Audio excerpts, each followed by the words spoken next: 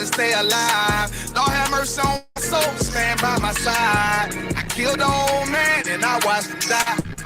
Lost a couple niggas, guess he went my round. Hey, play my niggas, lay you down, they all down the ride. Keep my gun in my arm, I gotta stay alive. I gotta stay alive. Keep my gun in my arm, I gotta stay alive. Tell me we don't live in hell. My brother doing 55 in that cell. Nigga claiming he go round here spin shell. Same nigga you put on to hit the stand and tell. How the fuck you turn your back on a nigga that love you? Treat your kids like my kids, treat like a brother. I told my dog, let's leave the streets to serve the most high. He said, fuck that shit, he tryna sell another pot. His daddy killed him, put him in the trunk, set him on fire. His wife was pregnant, he ain't never get to see his child. Had me thinking to myself, what happened if I die? Look my babies in the eyes, I gotta stay alive. I put my ego on the shelf and my pride to the side. I'm with some niggas who gon' step and got God on their side. Got in the ISUPK, they keep asking me why. As I do the work of the Lord, I gotta stay alive. Face the east, pray alive. I seen heaven turn to hell, I gotta stay alive. Lord have mercy on my soul, stand by my side. I killed the old man and I watched him die. Lost a couple niggas, guess he wasn't my round. Hey, play my niggas, lay you down, they gon' down the ride. Keep my gun in my arm, I gotta stay alive. I gotta stay alive. Keep my gun in my arm, I gotta stay alive. You ever pump a pack with a snake by your side? Yes, I see did. A man reach out to God before he died. Yes, I did. I know the Lord forgive us for these sins, but I'm starting to think the kingdom of heaven is for these kids. I told my daughters, one man in your bed, I won't stand for left. For my son, I hit your head on that fragile leg. I lost some niggas to that dope, I lost the feds. Don't try to stick me for that cheese on that bread, yeah, I was thuggin' with Lucky and that nigga left me for dead. Endure to the end, cause I listened to what was said. Mother told me she loved me when she was sick up in the bed. I was running the streets, but the truth made me a man. Shit, I don't really speak, cause she'll never understand. That's why I ain't even tell her about these voices in my head. I'm still trying to manage my anger like Uncle Craig. I seen heaven turn to hell, gotta stay alive. Don't have mercy on my soul, stand. I killed the old man and I watched him die. Lost a couple niggas, guess he wasn't my round. Hey, play my niggas, lay you down, they all down the ride. Keep my gun in my arm, I gotta stay alive. I gotta stay alive. Keep my gun in my arm, I gotta stay alive.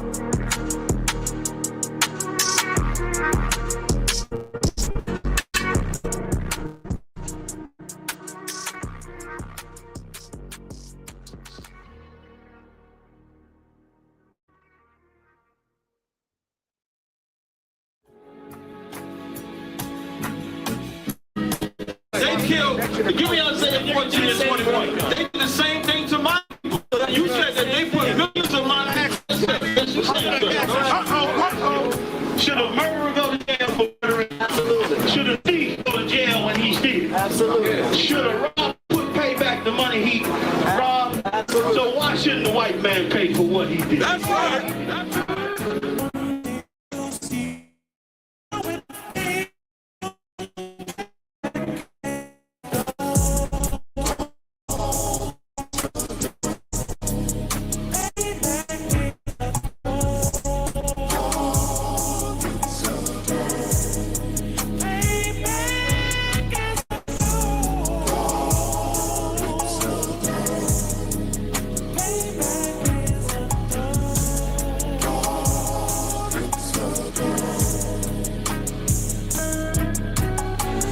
I'm in a hell of a hole, was never expected to grow. Just obstacle set in the road, that a result of me selling my soul. The story I'm telling is cold, but yet it's what everyone knows. The white man's the devil is known, America was never our home. Only a place of captivity, safe facility, hating, disfigure me. They claim that I'm lazy, be killing me. Maybe the slavery draining my energy. 400 years and counting. The trail of my tears is countless. Main fact that I'm here is astounding, but I can't wait till this shit is surrounded. Ready to tangle my king and the angel, be ready to rap. Crack in the sky, nuclear missiles will make it official. I'm capturing every crack and surviving. Put them all in chains where they need to be. Slavery for me. And let the whole world see that with them in the cage and safer in the streets. Put the dog on a leash. Get resolved for the beast. 144, get the ruler show, we could all be at peace. As soon as the trumpets are sound, your kingdom, we busting it down. The only way justice is found, the time for your judgment is now. Do you see just how it feels? Payback is a dog. It's a dog. Payback is a dog. It's a dog. Payback is a dog. It's a dog.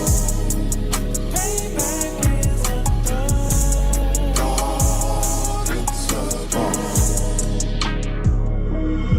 Look, ain't no remorse in my blood slump. It won't be no compromise. Now it's time to feed the worms. Watch his body turn to flies. I clutch iron while you trust the lies.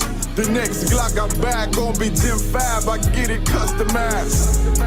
And sending shots off like farewell. Praying payback come back around like a carousel. Still remember your Honda's words ringing in my head like bells. Said you in this body, you fit the Lord, fuck the cartel. Triangle choke, apply pressure to the game like I did Vondale. Payback's a bitch in a dress, she a bombshell. Revenge is dish served cold, I just hope they making oxtail. Glock fresh out the box, I swear it got that new car smell. Made myself a target in the world of mad shooters. That was designed fire for our babies to pass through it. And the damn by King's reign, I'll be overzealous. They bought my jealous, I bought brand new parabellums. Do you see just how it feels? Payback is a dog. It's a dog. Payback is a dog. It's a dog. Payback is a dog. It's a dog. Payback is a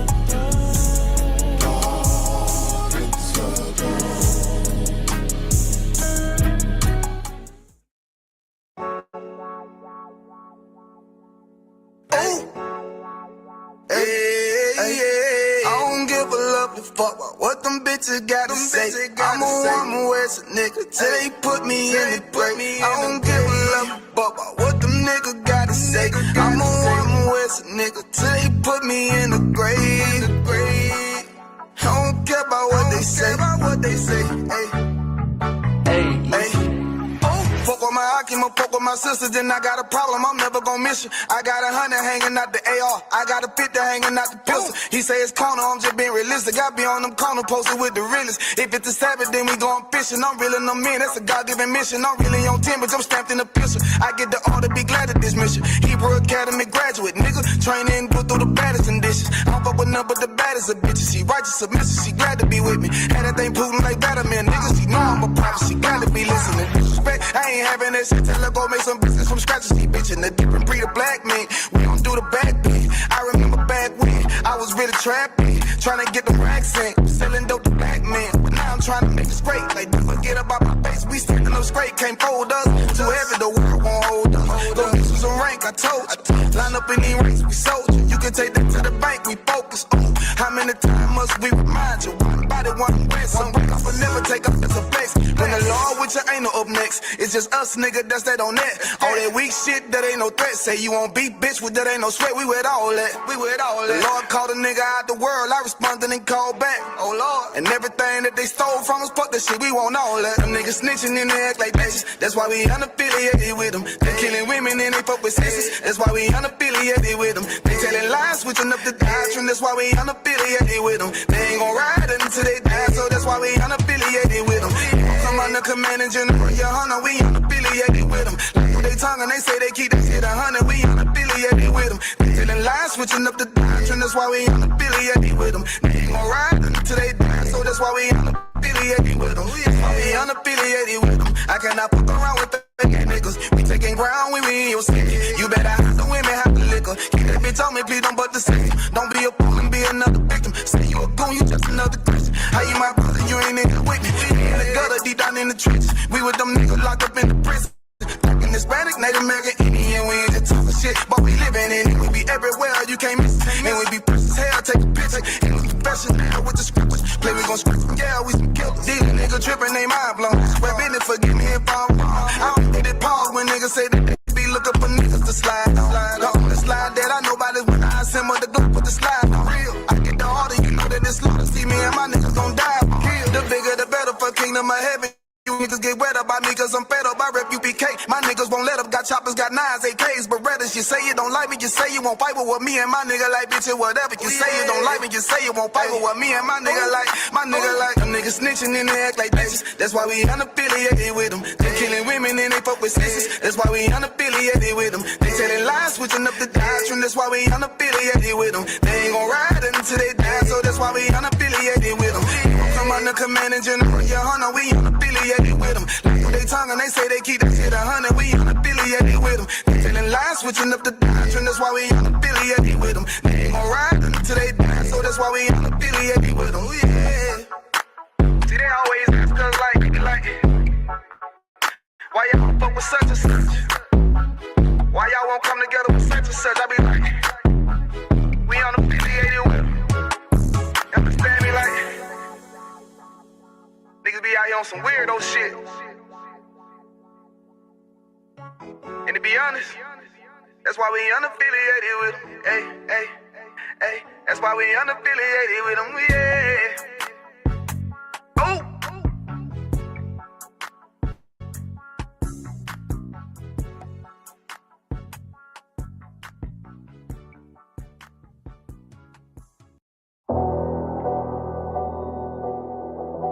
I got you.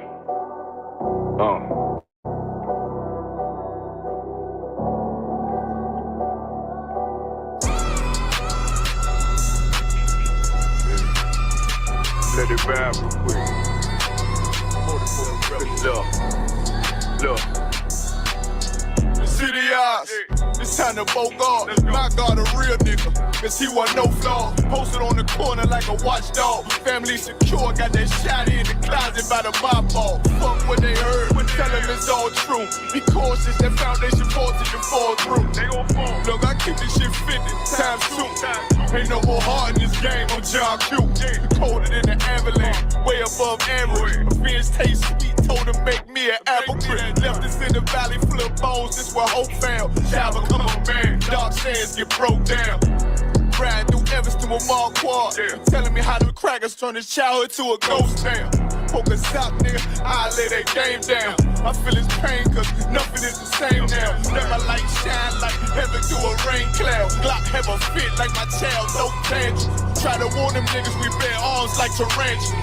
Them other niggas rap, I make anthems. I really seen prophets under this banner.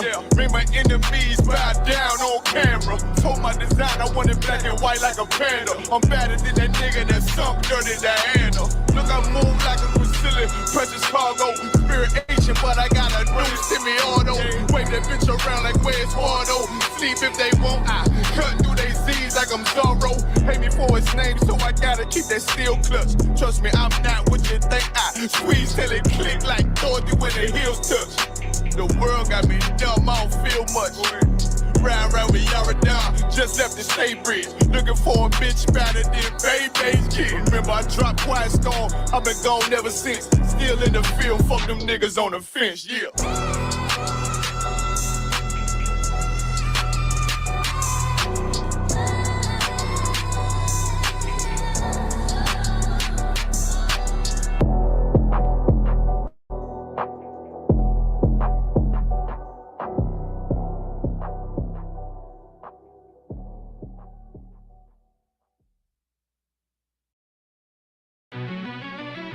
Yeah. Cold shit.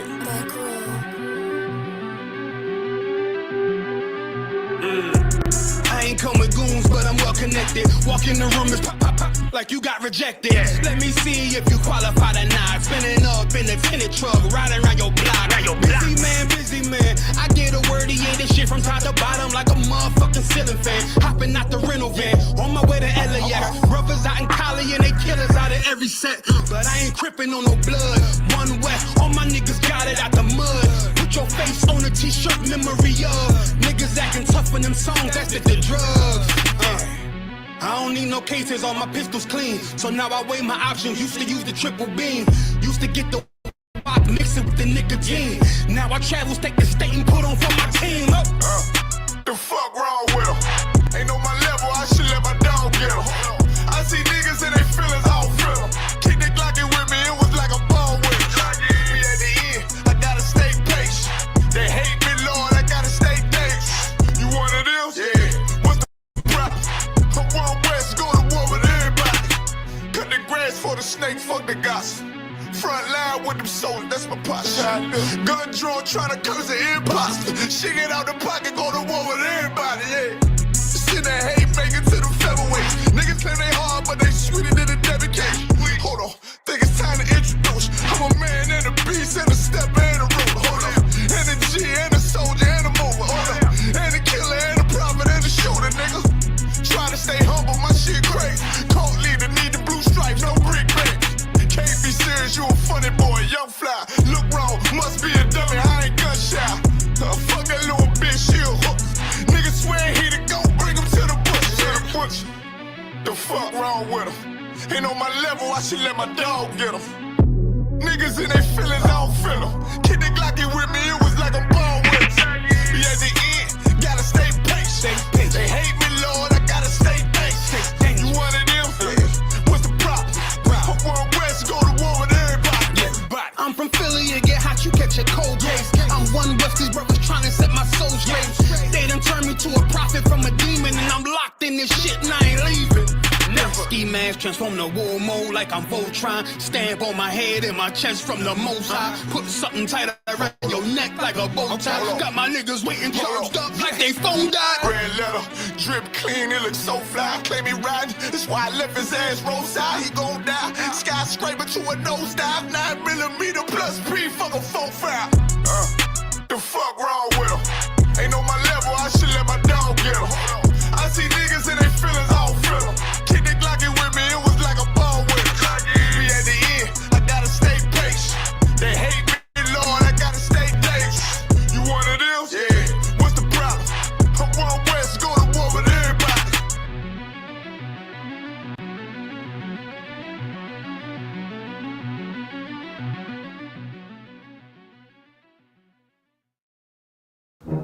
What if you were prepared for all?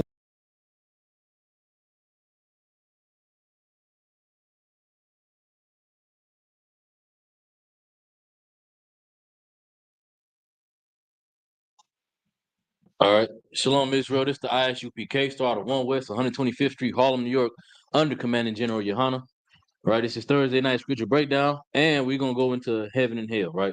Because the brother called earlier and wanted to have a conversation about heaven and hell. He had some questions, right? He followed Islam, or I guess he followed Islam. I don't know. But, you know what I'm saying? He had questions, so that's why we going to talk about it now, right? So before I start, if you're in the chat, if you got any questions, post your questions in the chat.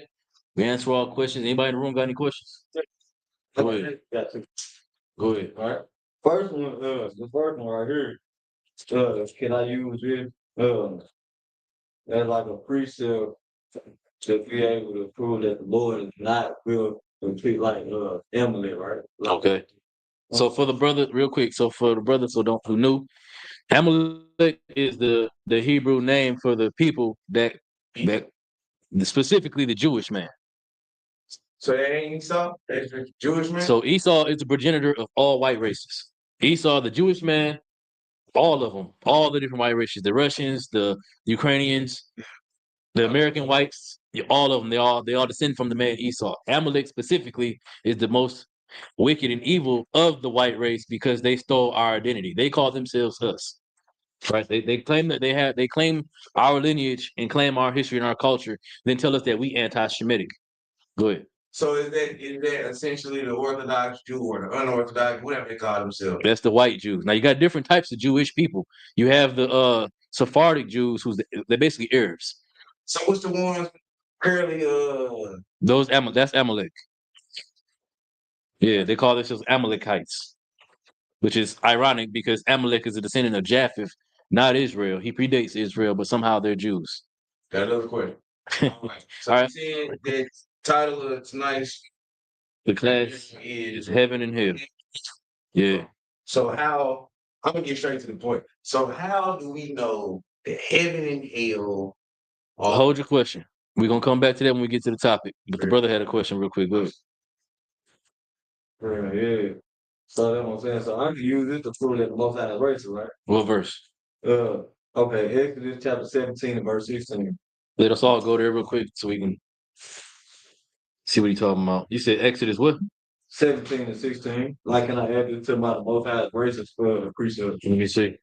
Exodus 17 and 16. Go ahead, read it when you got it. Oh, yeah, Exodus 17 and 16. Chapter 17 and verse 16. You can read it when you got it. Yeah, come on. This is the book of Exodus, chapter 17 and verse 16. For he said, because the Lord has sworn that the Lord will have war with Amalek from generation to generation. There's another verse where it talks about exterminating them. None shall remain. I can't remember how it's worded. But yes, you can use that verse to describe how racist it is. Go ahead, Zabat. You can't add that to it, Kabash one. Talking about the Obadiah. Lie, it's one in Exodus. Oh, Exodus. Yeah, where the Most High promised that he would destroy Amalek. I just can't remember what verse. Hold on, let me look for it. Oh, it's verse 14. Read verse 14. Come on. Now again, this is talking about the Jewish man, right? This is what God said he's gonna do to the Jewish man. Go ahead. Okay, the book of Exodus, chapter 17, and verse 14. Mm-hmm. And the Lord said unto Moses, write this for a memorial in the book, Mm-hmm. and rehearse it in the ears of Joshua. Right.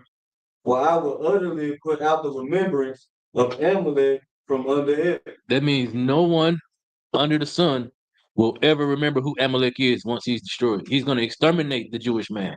That's the only nation on earth that the Most High said he's going to do that to. Good. Right. So the Amaleks is Jewish. The Jewish man. Jewish man or just the Jewish people? The Jewish people. Specifically the white Jews. Okay, my bad. So if the Jewish people is the Amaleks, then devil's advocate, call me if you want it. But was Hitler wrong? Okay, so yes, Hitler was wrong because we don't advocate for violence or murder at all, period. That's in the law. Thou shalt not kill. But a literal translation, thou shalt not murder. But Hitler wasn't wrong for his reason. His reason was because they was oppressing the hell out of them Germans, the Russians, hell, everybody in the middle, in the that eastern part of the world. They was oppressing everybody with their power, their political power. And Hitler rose up against him and did something about it. His methods are what's wrong, and what he did to him was wrong. But he's not wrong. His reason ain't wrong because that's oppression. Hold that. Give me Ecclesiastes 7 and 7, Kalaksa. Okay. Right, so because it's gonna tell you why Hitler did what he did. You know, you good? Take your time. Ain't no rush. Try to catch up, man. TV. You good? Take your time. It should be right after Lamentations. That's in the Old Testament. See, before it It's after Exodus. probably. Oh, actually, Help the brother out. I got a file. No, you good, man. You good. You can put that so I go too far. That's all the songs right here. You got a question? Ecclesiastes chapter 7 and verse 7. Chapter 7. Yeah, chapter 7 and verse 7.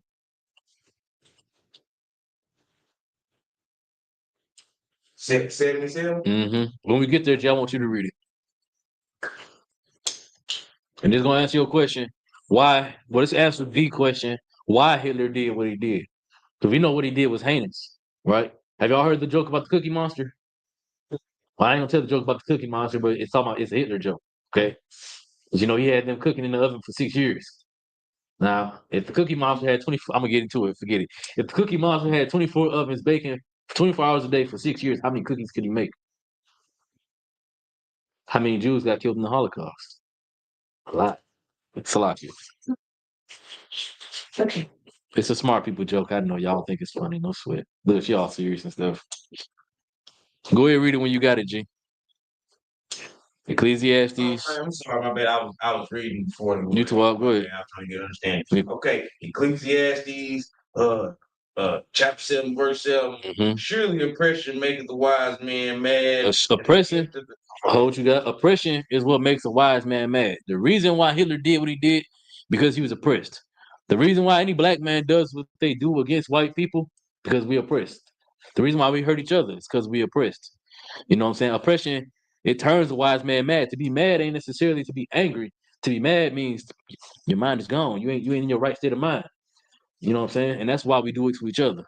You got a question? Basically, like they say, the mental health awareness. Yeah, it causes a mental health problem, oppression. Poverty does it. Hunger or starvation does it. You know what I'm saying? You'll start eating people if ain't nothing else to eat. Normally, in your right mind, you wouldn't do it. You don't went mad.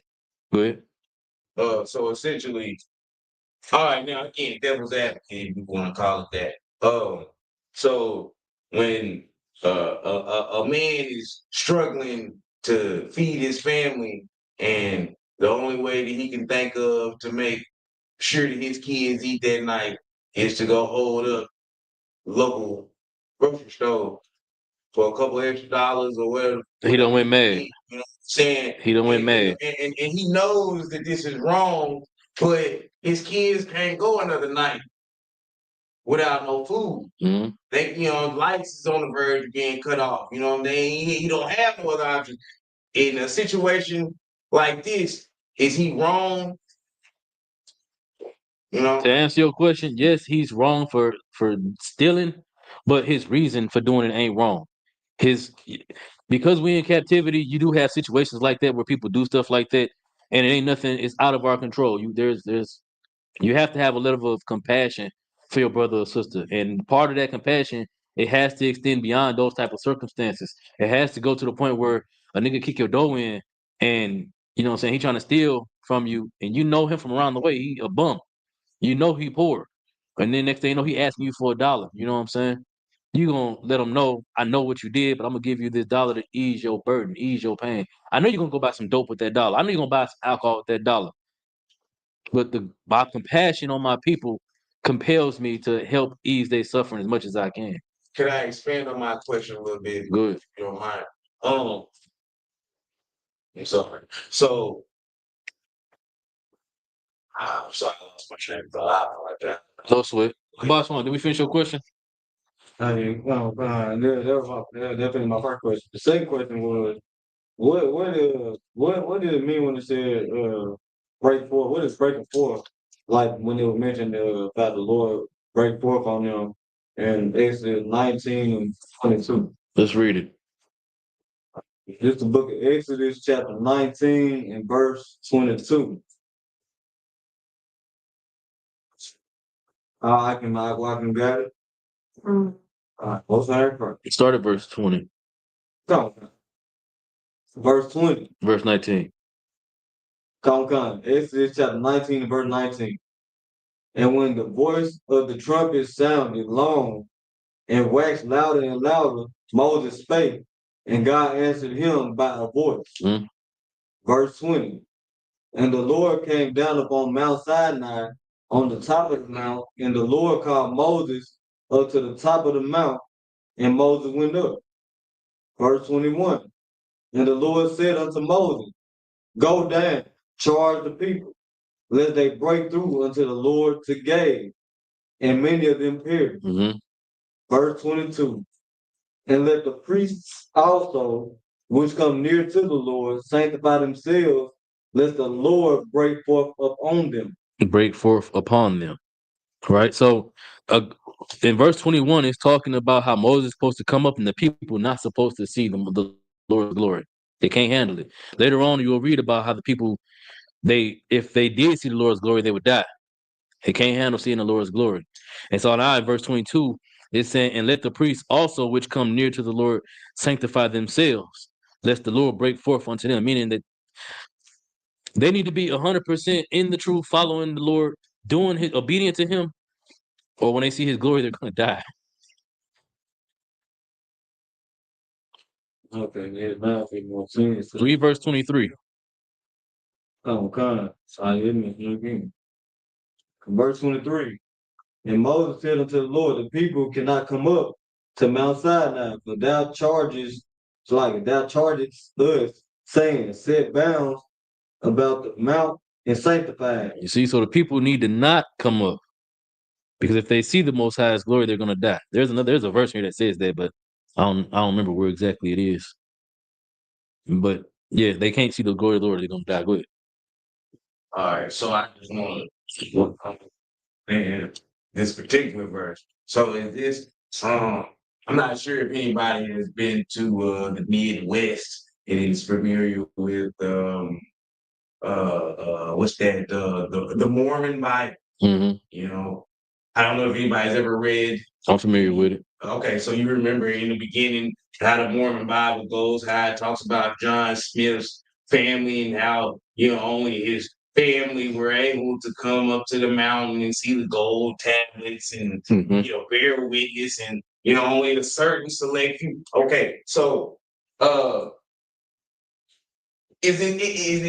mean, obviously it's not the same, but is this the same, you know what I'm saying? The same kind of understanding that you can't understand, you know what I'm saying? You can't understand God's will unless you know what I'm saying, God's chosen.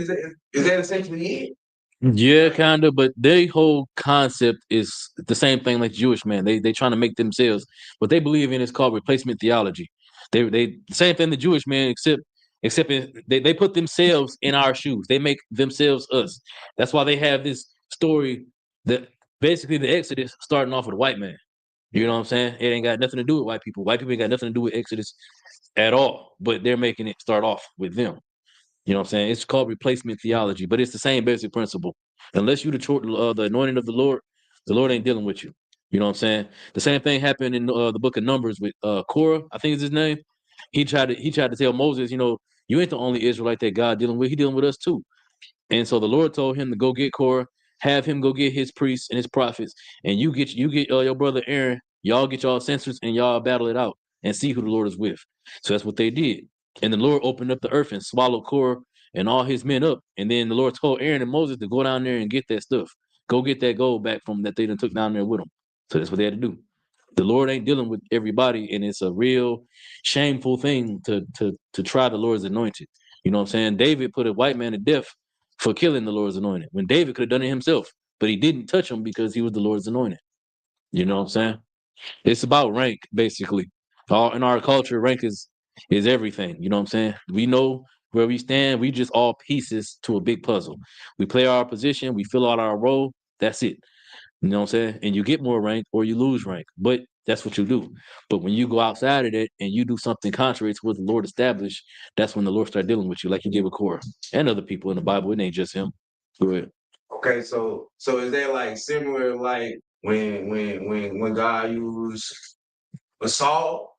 You know what I'm saying? Like, so he was out here prosecuting the Israelites, wasn't he? Are you talking about Paul? Yeah. Yeah, he was. His name was Same person, wasn't his name was Saul, then his name was changed to Paul after he? And he was out here murdering Israelites. Yeah. Israelites. But at the same time, even though he was, again, for lack of a better phrase, prosecuting and murdering Israelites, God still chose to forgive him when he chose him and chose to walk his path. Is that essentially It's the same thing. the same thing? Yeah. Except with Paul. Just because I'm sorry, my bad. No, go ahead, finish. So just because you're not necessarily oh my bad. Just because you're not necessarily maybe because maybe if you're new to a situation, God can still use you for your skills or attributes in order to magnify His glory. Is that what that essentially was? So with Paul specifically, no, he had a plan for Paul from the jump. You know what I'm saying? In the book of Jeremiah, it says, I knew you before I formed you in the womb. He always had a plan for Paul. Paul had to commit all type of atrocities because Paul was going to be made to suffer forever. The rest of his life, he was going to be made to suffer once he learned the truth. The scriptures call it a bitter roll. It's sweet when you're learning it. But then once the reality set in, the suffering starts. That's when it becomes bitter. For Paul, you know what I'm saying? He tried his best to be perfect, but he had a thorn. The scriptures don't describe what that thorn is, but the Lord said, I'm not going to take that thorn from you. My mercy is going to suffice. You doing this work is good enough. You're going to fight that thorn and you're going to have that fleshly urge.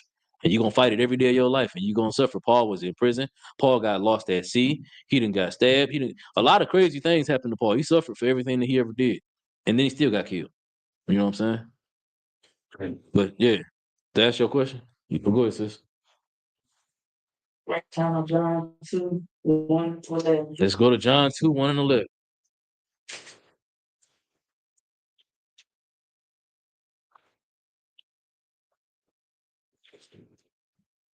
Wait, 1 through 11? But you don't have to read it all, but just to basically inform me of. Okay, well, we're going to the book of John, chapter 2, verse 1 through 11, right? But when I look it up, What is your question specifically? my question specifically is why don't we why can't we celebrate why can't we participate in weddings or go to weddings if it's in the Bible? You have ceremonies of marriage, but what they call weddings is not a sin, but it's just not our culture. It's not what we do. Our culture, we have so like for example, right? You got the marriage between what's his name? Isaac and Rebecca, right?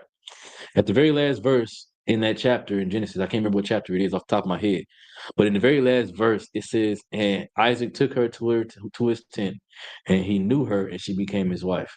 There's no ceremony of marriage, there's no party, there's no nothing. But later on down the line, when Jacob marries Leah and Rachel, well, when he marries Leah, the celebration was for him to marry Rachel, but his uncle threw a party and they had a marriage ceremony for him to go sneak off and go marry Leah. That's what he did. But then later on, you read about how he worked 7 more years to marry Rachel, and there was no ceremony, there was no celebration. That was just a one-time thing. That was just what they chose to do to celebrate their union. But it's not our culture, it ain't our traditions to have marriage ceremonies. In this right here, John 2, Jesus was at a marriage. He was at a wedding. In this, that's why I said reading. So he was at a wedding. So if it's okay for Jesus to be in a wedding or go to a wedding, why it's not okay for us. Again, it's a marriage ceremony. And then again, there was also in the Greek captivity. Or is this Greece? Yeah, they was in Greek captivity, the Roman captivity, I believe, at this time. They was in Galilee, so that's in Greece. They was in Greece. And they was doing the culture of the people that they was round about. Just like when Christ went in the temple, he started beating people with whips, with the scourge made of it was a braided scourge. He beat all the people and the animals up out the temple, even though they was in there trading and doing all type of wickedness in the temple. You know what I'm saying? Him putting himself there was to teach the people that he was around. The same question that you were asking basically is the same question that the scoffers asked about Christ when they said they accused him of sitting with charlatans, tax collectors, and sinners. He did sit with them, but the reason why he sat with them was so that he could pull them out the world. The same thing is true right here. There's somebody there. Okay. Go ahead and read that. Somebody, John 2 and 1. This book of John 2 and 1. And the third day there was a marriage in Cana of Galilee. Mm-hmm. And the mother of Jesus, or Yahushua, was there. Mm-hmm. If you don't know, Jesus is Yahushua. His name is Jesus in the Bible, in the English, but that's a transliteration of the word Joshua. Joshua is literally what his name is. And Joshua means he is our savior. It's Yahushua. Good. Verse 2. And both Yahushua was called and his disciples to the marriage. Mm-hmm. Verse 3. And when they wanted wine, the mother of Yahushua said unto him, they have no wine. So we don't got to read the rest of this, but the whole point was that they were there, and while he's there, he's going to teach his mother a lesson as well. But the whole point of them being there is an opportunity to teach, to fish. You get what I'm saying? It's not Christ throwing the wedding. He's there because he was invited there, and it's opportunity to fish his people. That was his whole mission, was to fish, and teach the disciples how to fish. What better way to do it than to take them to a place where we in captivity, and they're doing the culture of the people who have us in captivity. You get what I'm saying? How else can I explain this? I don't care. So the reason why he's there, right, is to fish the people that's there. to go and talk to those people. What they're doing is not a sin, but it's not our culture. His job is to call everybody back. That's all Christ's purpose in the earth is to call everybody, all the Israelites, back to our culture and back to serving our God, right? And serving our God, we have high holy days, we have things that we ought to celebrate, things that we don't celebrate, right? So going to a ceremony, a marriage ceremony for Christ ain't about being at the ceremony and having fun at the ceremony. He has a job to do. Him being there is so he can fish people. That's it. Not to party, not to celebrate, just to fish the people. That's his job. And it's what party, like fishing, like, I don't, like, how would be there to fish, like, what was he fishing, like, how? Jump down to verse 11.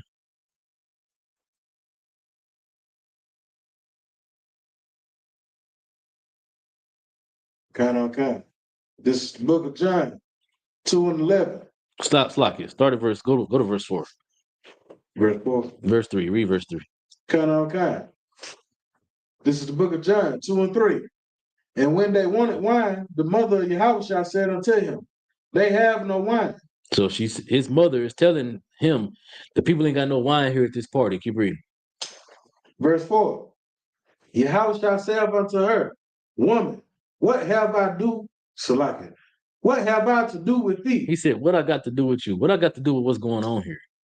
Nothing. So if his purpose ain't there to party, if his purpose, he don't care that there ain't no wine there. If that's not his purpose, then why else is he there? It's because he has a job to do. He's there to be amongst his people so he can fish his people.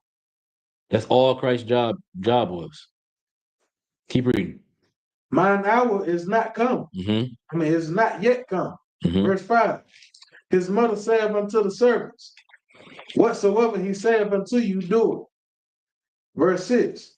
And there was there 6 water pots of stone, after the manner of purifying the Jews, containing 2 or 3 firkins apiece. Mm-hmm. Verse 7. Yahushua saith unto them, fill the water pots with water, and they filled them up to the brim. Mm-hmm. Verse 8. And he saith unto them, draw out now, and bear unto the governor of the feast, and they bare it. Verse 9. When the ruler of the feast had tasted the water that was made wine, he knew not whence it was. Mm-hmm. But the servants which drew the water knew. The governor of the feast called bridegroom. Stop right there. Now, what was the purpose of Christ changing the water into wine? Why did he do it? He already established that I'm not here for this. I'm not here for this party. Why did he do it?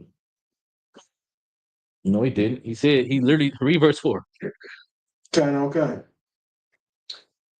Verse 4. Yahushua said unto him, woman, what have I to do with thee? He said, I ain't got nothing to do with this. So what reason would why did he turn the water into wine later on? Why did he go ahead and just do it? Why is he there? Why did I say he's there? You said he was there to fish. If he's there to fish, he needs people to believe on him and believe on his father who sent him. What better way to show the people that's there to believe on him and his father that sent him than to perform a miracle? Right? That's proof that he's there fishing, because he said he wasn't there for none of that. When his mother asked about the wine, he didn't come. The scripture said that Christ drank wine. He got accused of being a wine bibber. He drank so much wine. But when he was there, he wasn't there to drink wine. He wasn't there to party. He was there to do his job. And so then later on, his mother asked him, we ain't got no wine. What you gonna do about it? And he said, what I got to do with you? I mean, it's like he said, what you got to do with me? Or he said, yeah, what do I got to do with you? I ain't got nothing to do with you or nothing that's going on here. But later on, he still went ahead and did it. He saw an opportunity to make people believe on the Most High, to believe on the power that the Lord gave him. This is solely about fishing.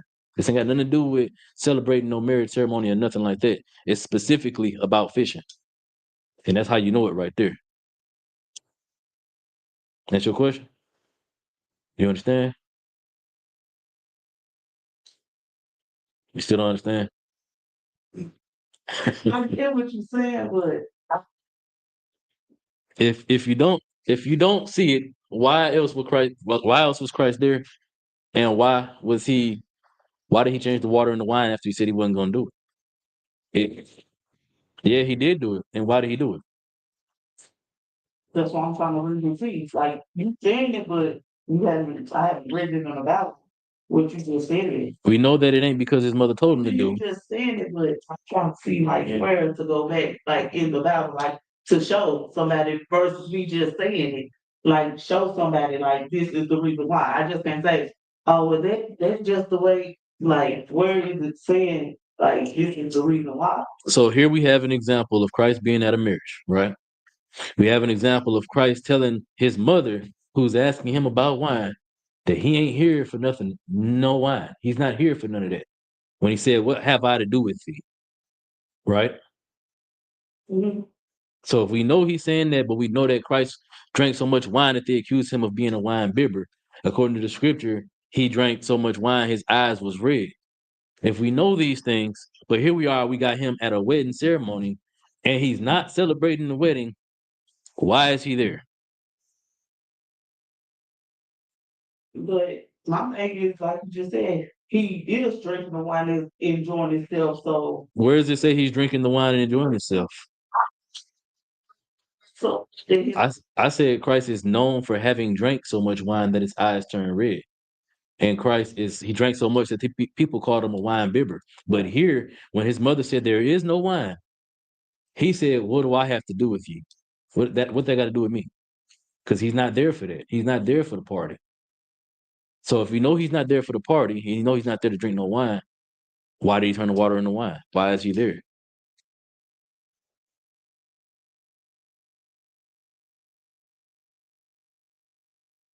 The only thing you can come up with is that he's there to fish people. The reason why he turned the water into wine was to show his power to the people. This is the very first miracle Christ performed, was turning the water into wine. It was to show his power that the Lord gave him to the people. I got a question. Like, Go ahead. was it John 2:12? What's this? Now it's probably minimal, but I just what this mean? Capernaum? Capernaum? Capernaum? It's a city. Fun fact. All right, so Hold on, sidebar. The city of Capernaum, you find the shield of David on the columns in the city of Capernaum to this day. So when they call this the Star of Rephaim, they're wrong. This is David's seal. Just like you know how you write New York, you write the N, then you write the Y inside the N. You know what I'm talking about? That's the same thing with this. This character, this triangle character, is the character Da. You see? And it's literally Da, Wa Da. Is the Da with the Da. But it's like y'all, like sidetrack. Go ahead, finish your question. oh no, that was my question. I was really trying to understand what sister over here was talking about. You know what I'm saying? Trying to understand. You know what I'm saying? I was reading ahead, trying to get a perspective on. Mm-hmm.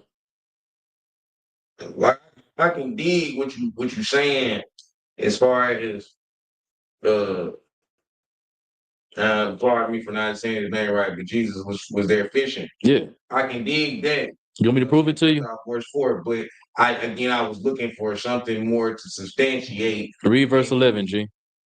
Read verse 11. Verse 11. Okay, all right. Verse 11. John 2, verse 11. This beginning of miracles did Jesus in Canaan of Galilee and manifested forth his glory, and disciples believed on him. They did what? They manifested his glory and And his disciples did what? believed on him. And his disciples did what? Believed on him. So what was his purpose of changing the water into wine? To show a miracle, to show he had power. It was all with him. For the people to believe in him. That was the whole reason of why he turned the water into wine. It ain't had nothing to do with the marriage ceremony or nothing like that. It's literally because it was an opportunity to fish, to get his disciples to believe on him. This is the very first miracle Christ performed. And they believed on him. Clark, you had a question? I was gonna make a little statement because before he even did the miracle, only thing he did was tell his disciples, "Hey, look, drop whatever you're doing and just follow me." Yeah. Basically, just took him off a word. Now he had a reason to show him. He had a chance to show him. Showed him saying like, "This is why I told you to follow me because I am Timothy." Timothy.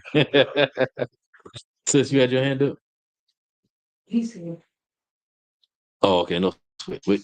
Y'all all understand now? The reason why Christ was at the wedding, what he was there to do, And how do we show it in the Bible? Verse 11. To make them believe on him. Right. Who? His disciples. He was given opportunity. And it was more than just showing his power, though. It was showing how committed to the truth you really got to be. He told his mama, what you got to do with me? Most people wouldn't even tolerate it. You got a choice. You going to serve the Most High or you going to put your family first? Your mama first. God or your mama? Christ chose the Most High. He said, what you got to do with me? He still did it, but it was an opportunity. He didn't do it for the sake of the party and the fun. He did it because it was an opportunity to make the people who were following him, give them something more to follow than just, I'm the Son of God, than just, the Lord gave me all spiritual power. Follow me. He showed them. Just like, hold on real quick. Just like when Moses was in the wilderness and he was telling all of the children of Israel, hey, we finna go. Follow me. And then he parted the Red Sea. He showed them a miracle, and then they knew to follow him. I'm not following nobody out into the desert. And they just say, come on, let's go. You know, out from my comfort in Egypt, where I'm cool. I'm in slavery, but I ain't tripping. You know what I'm saying? I got a couple goats, a couple sheep. You know what I'm saying? I got my cattle, I got my house, my food, my woman, or my women. I'm cool. And you telling me I'm gonna have something more than this? But first we gotta walk through this desert? No, I'm not doing that. And then you part the Red Sea. I think I might follow you. The same thing is true with the water and the wine. You had a question? No. Really, I was reading ahead, and I mean, you asked your five, so I got you. No sweat. You 12, sis? You may not want to accept it, but it's black and white. It's right there. But you said his goal was to get there to turn the water into wine to perform a miracle. But he didn't know when he was going in there that he was going to perform this because his mama asked him to do it. I didn't say his goal was to do that. I said that he saw the opportunity to do it. That's what it was. You're asking why was he there to begin with? No, you said that was why he was there because he would. I said, so let me be clear. So I'm clear. The reason why Christ was at the marriage was fishing, to fish. Once he got there, the opportunity to actually perform a miracle presented itself. And so he did the miracle. And then later on, you read that the reason he did the miracle so that his disciples would believe on him. Gotcha. You good? Yeah. Does that make sense? I'm good. You go to take them to verse 11. If you may question that, take them to verse 11. And it literally says, read verse 11 again, somebody. Come on. See what? You're not, you 12? Yeah, I'm 12. Okay. This is the book of John, 2 and 11. This beginning of miracles, Jesus did Yahushua in Cana of Galilee and manifested forth his glory, and his disciples believed on him. That was the whole point. It was for his disciples to believe on him. And not just believe on him, like I said, but believe in what it is that he was telling them. Because one day he wasn't going to be there. He needed to instill something deeply spiritual in them. Something that they were never going to forget. And they ended up forgetting. But by Acts 5, it was called to their remembrance. And then they remembered. But before then, they had to learn. You know? And what better way to teach somebody who's coming out the world than to prove it. Improve. You know? Everybody to what? Jump We're going to get into heaven and hell. You got a question? We're going to get into heaven and hell? All right, so what is heaven?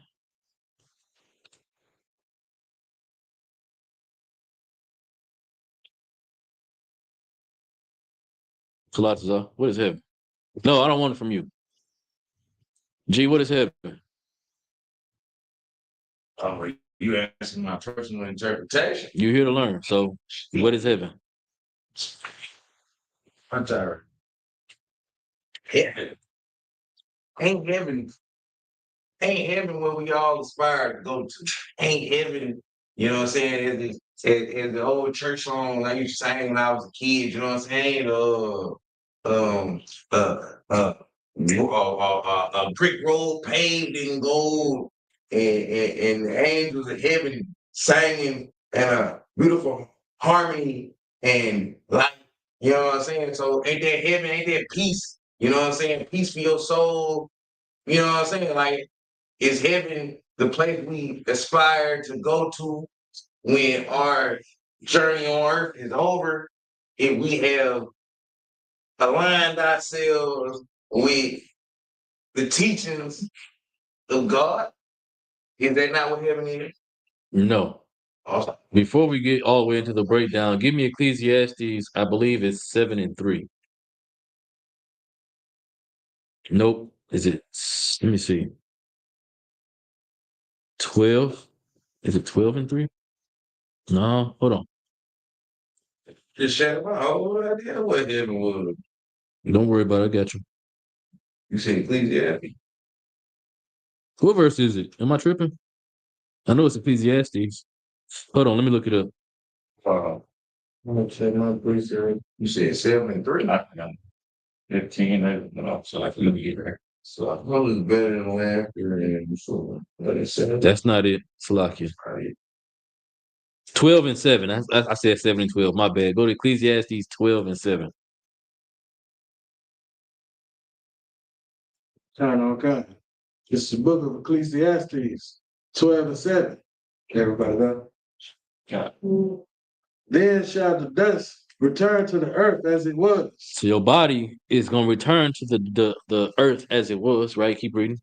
And the spirit shall return unto God who gave it. So when we die, you go to the Most High. Your spirit goes to the Father, right?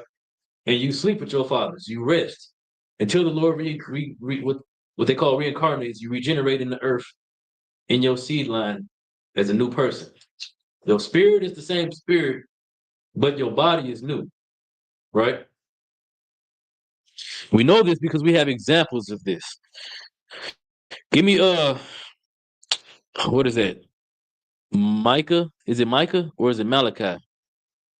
Where the Most High promised that he was going to send Elijah back. I believe it's in Malachi 4. Let me see. Yeah, 4 and 5. Give me Malachi 4 and 5. So this is the last chapter of the Old Testament. Yeah, the last book, the last chapter of the Old Testament. Malachi chapter 4 and verse 5. Go ahead, read it. Book of Malachi, chapter 4, verse 5. Behold, I will send you Elijah the prophet.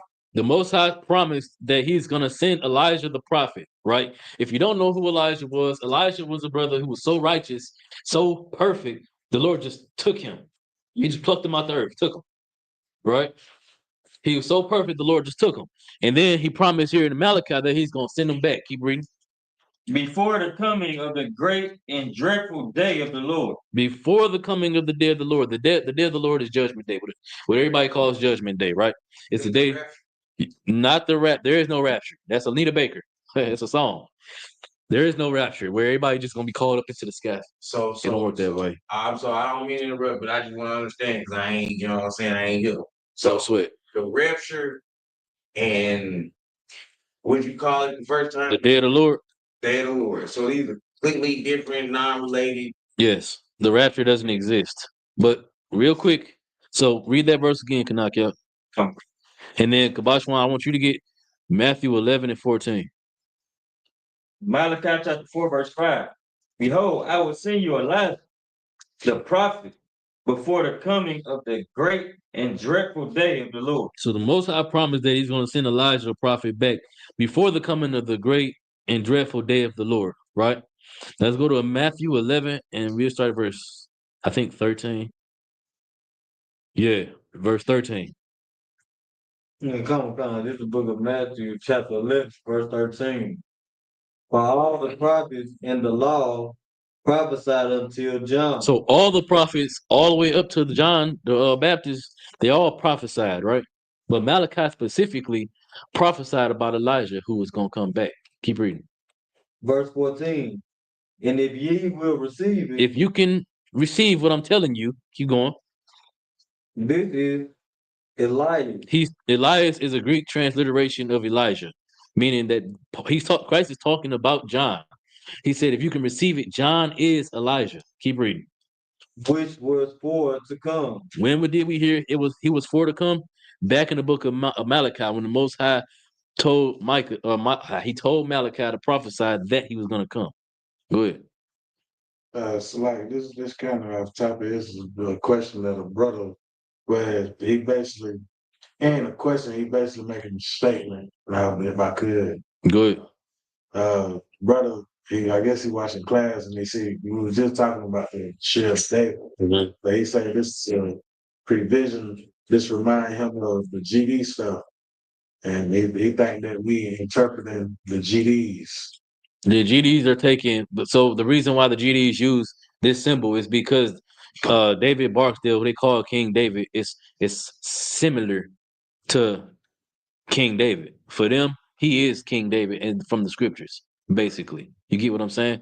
They know he's not literally King David from the scriptures, but he has that type of image to them. You get what I'm saying? Because King David was a warrior in the scriptures. He had so much blood on his hands that he couldn't even build the temple to God. His son had to do it because he killed so many niggas, so many of his own brothers. He couldn't do it. So for them, the reason why they use the shield is because it's synonymous with King David himself. The reputation King David had of having a gangster, they thought that of David Barksdale. And that's why it's synonymous. That's why they use the shield. That's your question? Yeah, kind of. It was just he texted me with that, and I No sweat. You had a question? do I? No sweat. I had the bar. Yeah. Well, yeah. So this is how we know that regeneration really exists and really is a thing. When people die, they regenerated back in the earth as other people. Give me John 9:1. Come on, I got it right here. Go ahead. This is the book of John, chapter 9, and verse 1. I can got it, and our brothers and our sisters got it. Yeah. That's what I'm saying when I'm saying I can All right. And as Yahushua passed by, he saw a man which was blind from his birth. So this brother was blind from birth. He was born blind. Keep reading. Verse 2. And his disciples asked him, saying, Master, who did sin, this man or his parents, that he was born blind? So that's the question now, right? Who committed the sin that this man was born blind? Was it him or his parents? His parents could have committed sin and he had been born blind.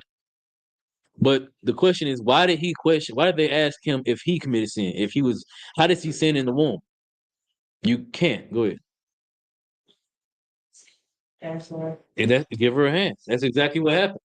The question was, did he commit sin? What they're asking, rather, is did he commit sin in his past life that he was born blind today? So our ancestors already had a pre-understanding of regeneration. It wasn't until Esau, our oppressor, took over and told us that, no, when you die, you go to heaven and hell, right? You got what's called Dante's Inferno, right? It's a 3-part stanza about Dante's descent into hell. And it romanticized the idea of going through different levels of mental hell, but it made it physical. And the Catholic Church took that and turned that into what the Bible is talking about when it talks about hell, and it's not. We know that because when what's his name, Jonah, when he was in the belly of the fish, he said, "I'm in hell." Was he dead? No. That's how we know that hell is a state or is a condition. Just like David, when he was on the run from Saul, he said, "I am in hell." He wasn't dead. It's a condition. You had your hand up. Kind of okay. Good. So is it cool to say that the oppressor, the Edomites, that they kind of got that belief from the Egyptians? That's why, because like the Egyptians, when one of them died or was unalive, they had money, they took all their riches and stuff and put it in the tombs with them because they was taking it to the afterlife with them or whatever. That's the origin of the belief of an afterlife, ultimately, but not specifically hell. I don't even know. Do they have a hell in Egyptian culture in Kemet? I don't know. I have to look that up. But yeah, basically though, yeah. You had your hand up? Yes, sir. So if heaven and hell is a condition mentality, it's condition your condition on earth, not necessarily your mentality, but your condition in the earth. All right. So to make the question short, does heaven and hell truly exist? Are these actually planes of existence, or are these just for lack of a better phrase, mental illusions? So hell, the way we describe hell is not a place, flat out. So you're experiencing hell on earth. but hell is not a place. Heaven, however, is where the Most High is. It's the realm outside the firmament. It's the spirit realm, basically, the fourth dimension. That's that heaven. There's heaven that's above your head, like space, the sky, and then you have heaven, which is the condition, which is rulership in the earth, right? So I'm gonna give you the precepts for it to prove what I'm saying. Go to Salakia. We already dealt with the brother being born blind. All right, so yeah, go to Matthew 6 and 10.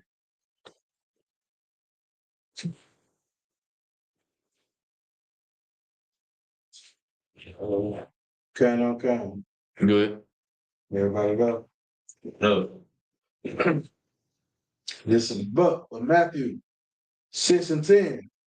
Thy kingdom come, thy will be done in earth as it is in heaven. This is the Lord's Prayer. This is what Christ was telling us how we're supposed to pray to the Father. And what are we praying for specifically?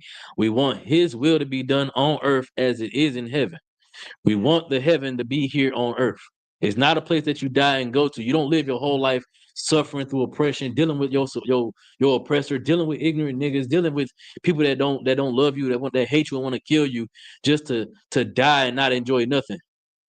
The scripture already established in the Old Testament that when you die, you'll sleep with your fathers, and then you regenerate it back in the earth later on. You regenerate it into your reward or your punishment.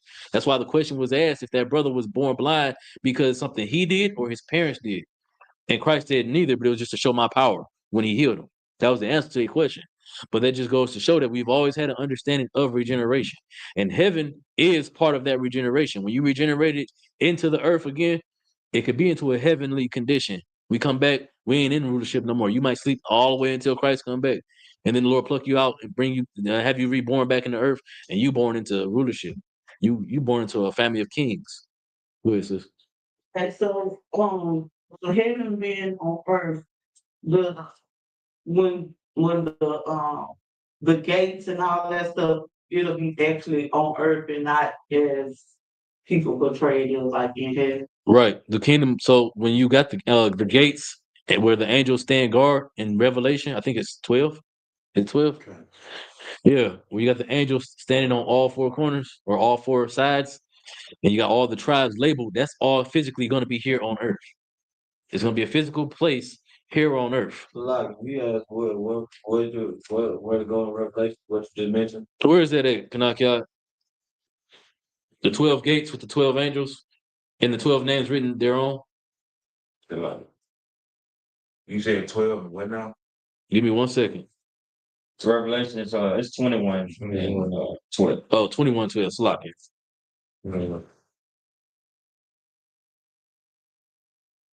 Oh, right. Read. Yeah, go ahead, read it. Okay. The book of Revelation, chapter 21 and verse 12. And had a wall great and high, and had 12 gates, and at the gates 12 angels, and names written thereon, which are the names of the 12 tribes of the children of Israel. This is also how we know that white supremacy, that white people, East Indians, Asians, Arabs, none of them heathens are going to get in the kingdom. They can be slaves in the kingdom, but they're not going to live and lavishly in the kingdom. Remember, the kingdom is rulership here on earth. And who's going to have it? The 12 tribes of the nation of Israel. Right? Good. I don't know what are the 12 tribes of Israel? The 12 tribes of Israel are the sons of the man Israel. His name was Jacob. It was later changed to Israel. Right? You got Judah, Benjamin, Levi, Naphtali, Gad, Issachar, Manasseh, Ephraim, Benjamin, Simeon, and Levi. All right, another question. Like I said, I've been on the outside, so pardon me for not knowing. Man, ain't that with them like them purple niggas, you know what I'm saying, when they goddamn adapt the Israel on their name? What? No, go ahead. I'm joining ISUPK, you know what I'm saying? He had joined the purple niggas. And you know what I'm saying? Like he changed his name to Obadiah Israel. And you know what I'm saying? Hey, if you watch this shit, you know. Hey, what language, bro? Anyway, you know, like, is that the same Is that the same? Those are the same tribes. Yeah, the 12 tribes of Israel. Yes, but they make up names for themselves. They name themselves and stuff. Genesis chapter 33, I think, or is it 29? 29, Genesis 49. Oh yeah, you can go there, and that'll give you all of them plus the signs. So yeah, you can read Genesis chapter 49, verse 1 through 33. 49, 1 through 33. Yeah, Sure that's the whole chapter. Now, two of them sons are actually Jacob's grandsons, right? You got Ephraim and Manasseh. They both are sons of Joseph. Joseph was Jacob's youngest son. They sold him into Egypt, into slavery, into captivity in Egypt. And then he ended up becoming damn near the ruler of Egypt. He was like the number 2 man in the whole earth. And he ended up having sons when he died. And Jacob said, I'm gonna take those. He said, these are my sons now. So now Ain't that Abraham's sons? Jacob, So what I'm asking is, sorry, I was raised a Christian, so all right, Father Abraham had many sons. The song, I don't know if you ever heard it growing up or whatnot, but you know what I'm saying, and he listed like a bunch of Abraham's sons. he had a bunch of sons. He had 8 sons, but his seed solely is Isaac. The rest of them are his sons, but the seed is Isaac. The blessed seed is Isaac. And then Isaac had 2 sons. He had Esau and Jacob. But the seed is Jacob. All right. I'm tracking now. I got you. Go ahead, sis. So you saying heaven is not one place, it's like many different places. It's technically speaking, heaven is 2 places. The word heaven is 3 things, but it's 2 places. It's the spirit realm, the 4th dimension, whatever you want to call it, where the Most High dwells, right? But it also is the space above our head. When they say heaven, that's like not metaphorical, but it's talking about high up in the air, above your head, air, right? And then you have actual heaven on earth, which is rulership in the earth. It's a condition, just like hell is a condition. Right. So heaven and hell aren't destinations. No, they're not physical places. They're not someplace you die and go to. So essentially, when I die, I ain't gonna see. If I go to heaven, I ain't gonna see Nothing. A road paved with gold bricks and iron gates. And when we get rulership in the earth, if that's what you desire, the Lord will give it to you, nigga. When we got rulership in the earth, you'll have slaves, and your slaves will do that for you. Yeah.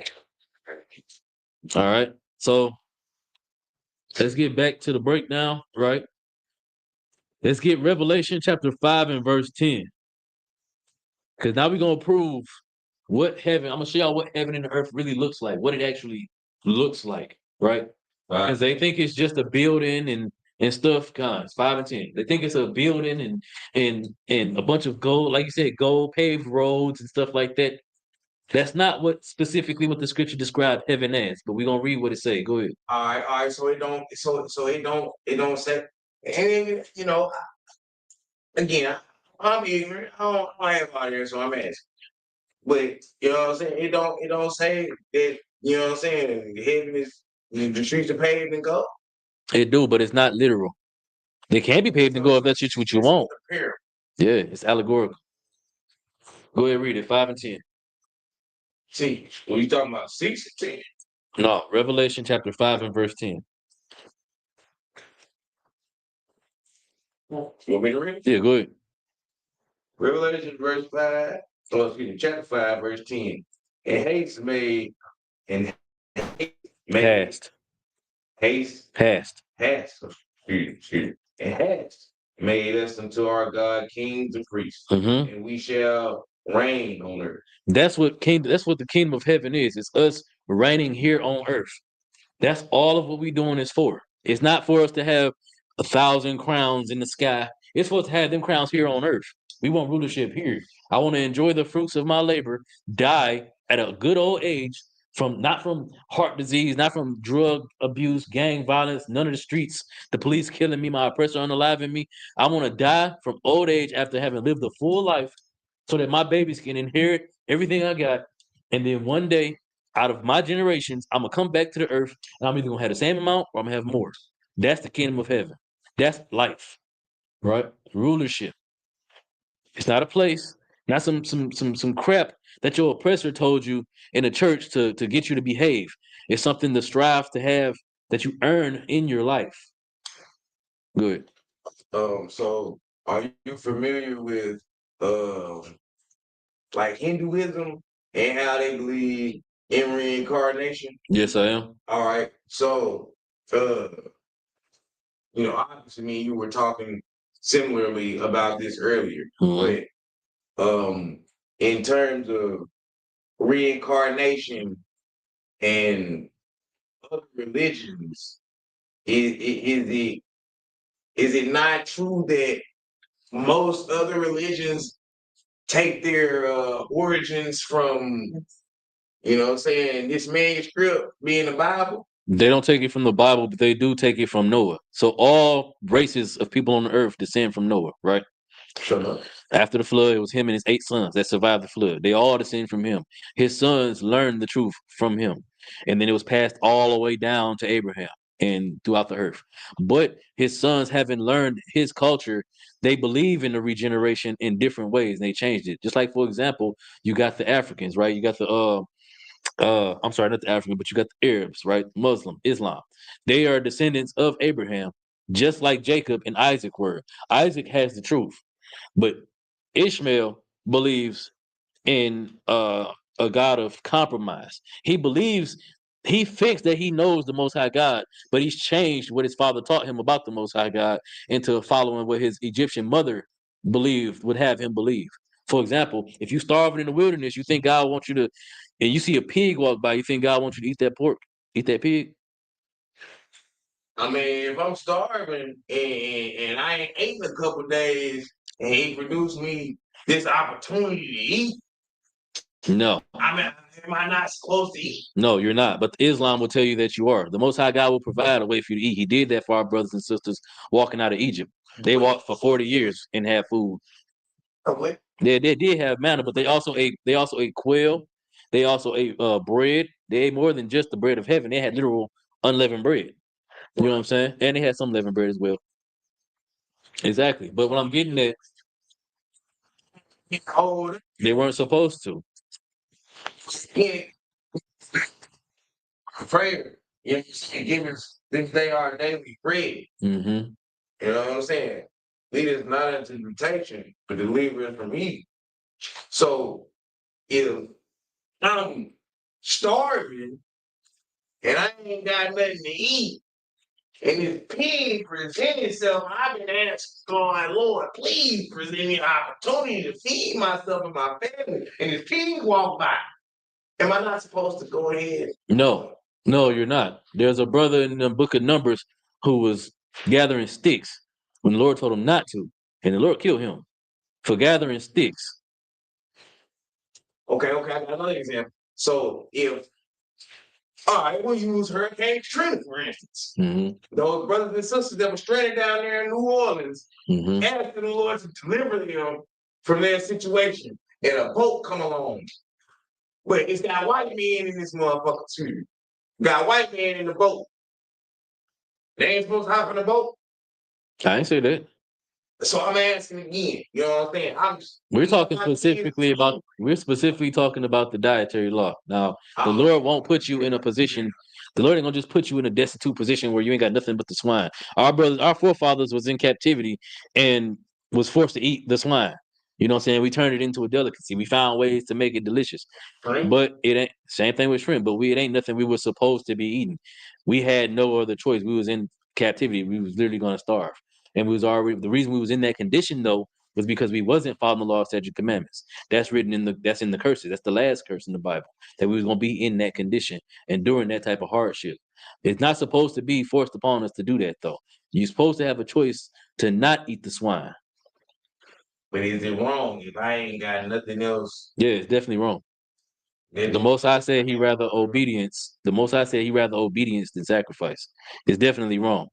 He told you not to do it. If you did it anyway, then the punishment that come with it is your fault. That's why we leading in heart disease, diabetes, blood clots, sickle cell, all type of stuff. It's from eating swine and doing all type of unlawful things. That's the punishment of the law. It's in Deuteronomy. Go ahead. I ended up finding out intake of pork mixed with high levels of stress can also cause cancer. There you go. You see? But all the heathen, the Japanese people, the vast majority of their dishes, if it ain't uncooked fish, it's pork. And they don't got heart problems, none of the health diseases that we got because the Lord don't care about them. You know what I'm saying? Give me Deuteronomy 7:6. The Lord don't care about them. He ain't with them people. They can do whatever they want. But his chosen people know. We have a specific diet that we're supposed to eat. And when we have rulership, the whole earth is going to eat this way. Go ahead, read it. This is the book of Deuteronomy, chapter 7, verse 6. Mm-hmm. For thou art in the holy people unto the Lord thy God.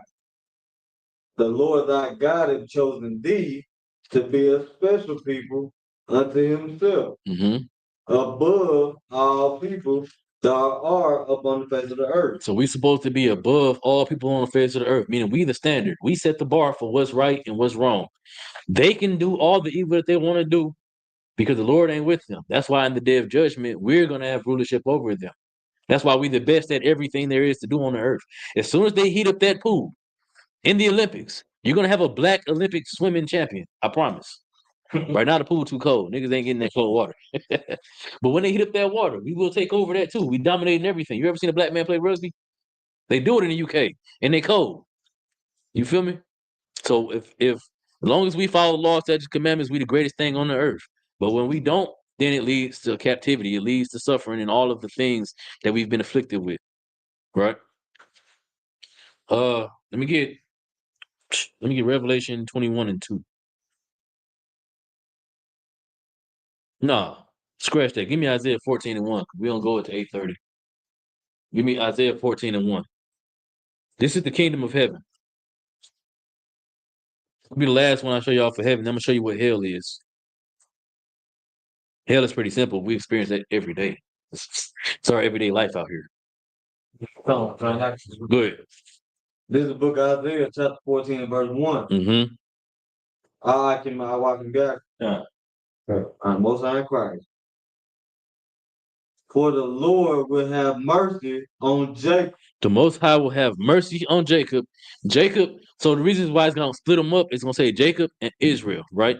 The reason why it's going to do that is because Jacob is the southern kingdom of Israel. Where after the split, after King Solomon's son took over, the whole nation split. So you have the northern kingdom and the southern kingdom, right?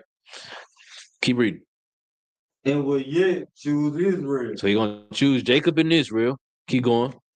And set them in their own land. He's going to set us in our own land, right? We ain't going to be scattered abroad and living amongst these heathens. We're going to be in our own land. Keep reading. And the strangers shall be joined with them. And everybody talking about, well, what about my white friend?